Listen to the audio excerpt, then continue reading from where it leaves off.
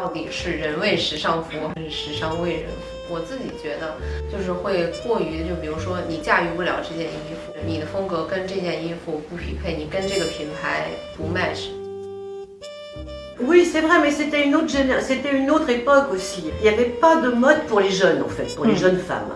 Il y avait une mode classique, ma mère s'habillait classique, et il n'y avait pas cette mode jeune. Et on est arrivé, en fait, plusieurs, parce que Kenzo est arrivé à Paris, il y avait Jean-Charles de Castelbajac, il y avait Claude Montana, Thierry Mugler. C'était des copains, c'était des gens que je fréquentais, qu'on rencontrait. Et ce qui fait qu'on a eu ensemble une vision de la mode nouvelle différente, différente de nos mères en fait, différente de la manière dont nos mères s'habillaient. Et on a voulu changer les choses, voilà. Il y a une grosse différence quand même, c'est que maintenant, il y a des créateurs formidables dans le monde entier, avec chacun leur style, heureusement. Et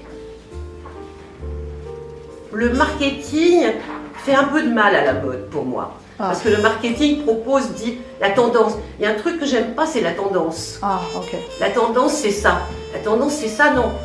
La tendance, c'est ce qui vous va à vous. C'est pas, ça va pas à tout le monde. Il faut choisir dans les collections qui sont faites, et il y a des créateurs formidables maintenant, il y a des créateurs extraordinaires, il faut choisir ce qui correspond à son physique et à ce qu'on a envie de porter sur soi en fait, à ce qu'on a envie, ce qui vous va.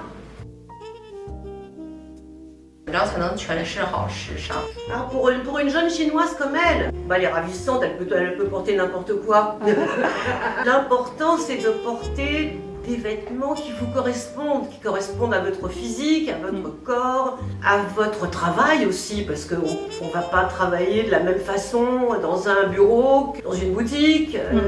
Bon, il faut aimer la mode, il faut avoir envie de...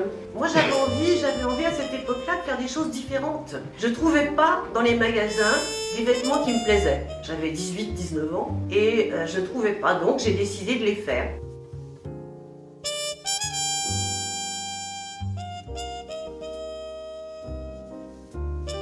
Donc j'ai commencé à faire quelques modèles et puis je les ai proposés dans une boutique à Paris qui s'appelait Dorothée Bis, qui était la boutique la plus à la mode à l'époque. Et ils ont acheté mes vêtements, ils les ont vendus et puis petit à petit j'ai fait des vêtements que j'ai vendus à plein de gens. C'était à une époque où il y avait beaucoup moins de boutiques de mode, enfin c'était beaucoup moins populaire que maintenant en fait. C'était très... Et en fait il n'y avait rien pour les jeunes. Et moi j'étais jeune, j'avais 18 ans.